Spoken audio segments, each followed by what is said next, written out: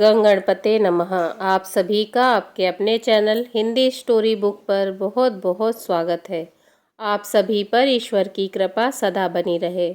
आज इस वीडियो में हम एक कथा सुनेंगे। मन मैला और तन को धोए कुंभ स्नान चल रहा था। रामघाट पर भारी भीड़ लगी थी। भगवान शिव और माता पार्वती आकाश से गुजरे। माता पार्वती जी ने भगवान शिव जी से इतनी भीड़ का कारण पूछा। भगवान भोलेनाथ जी ने कहा, कुंभ पर्व पर स्नान करने वाले स्वर्ग जाते हैं। उसी लाभ के लिए यह स्नानार्थियों की भीड़ लगी है। माता पार्वती का कौतूहल तो शांत हो गया, पर नया संदेह उपज पड़ा। इतने लोग स्वर्ग कहाँ पहुँच पाते हैं नाथ? भगवती ने अपना नया संदेह प्रकट किया और समाधान चाहा। भगवान शिव जी बोले, शरीर को गीला करना एक बात है और मन की मलिनता धोने वाला स्नान ज़्यादा जरूरी है। मन को धोने वाले ही स्वर्ग जाते हैं। ऐसे लोगों को ही स्वर्ग मिलता है। संदेह घटा नहीं और बढ़ गया। माता पार्वती जी बोली, यह कैसे पता चले कि किसने शरीर धोया और किसने मन संजोया? भगवान शिव जी ने कहा, यह कार्य से जाना जाता है। जब भगवान शिव जी ने इस उत्तर से भी समाधान न होते हुए देखकर प्रत्यक्ष उदाहरण से लक्ष्य समझाने का प्रयत्न किया। भगवान शिव जी मार्ग में कुरूप कोढ़ी बनकर बैठ गए। माता पार्वती को भी बहुत सुंदर सजा दिया। दोनों बैठे थे।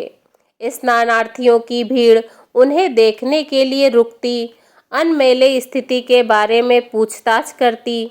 तब माता पार्वती जी भगवान शिव जी द्वारा रटाया हुआ विवरण सुनाती। यह कोढ़ी मेरा पति है। गंगा स्नान की इच्छा से हम यहाँ आए हैं। गरीबी के कारण इन्हें कंधे पर रखकर लाई हूँ। बहुत थक जाने के कारण थोड़े विराम के लिए हम लोग यहाँ बैठे हैं। अधिकांश दर्शकों की नीयत डिगती दिखती।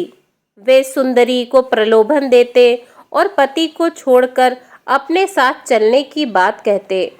माता पार्वती लज्जा से गड़ गई। भला ऐसे भी लोग स्नान को आते हैं क्या? निराशा देखते ही बनती थी। संध्या हो चली। एक उदार चेता आए। विवरण सुना तो आंखों में आंसू भर आए।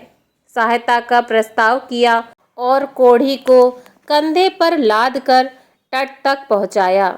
जो सत्तू साथ में था उसमें से उन दोनों को भी खिलाया।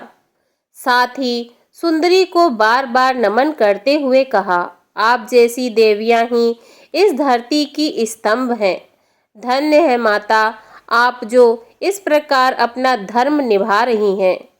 प्रयोजन पूरा हुआ। भगवान शिव माता पार्वती उठे और कैलाश की ओर चले गए। रास्ते में कहा, इतनों में ही एक ही व्यक्ति ऐसा था जिसने मन धोया और स्वर्ग का रास्ता बनाया। स्नान का महात्म्य तो सही है, पर उसके साथ मन धोने की भी शर्त लगी हुई है।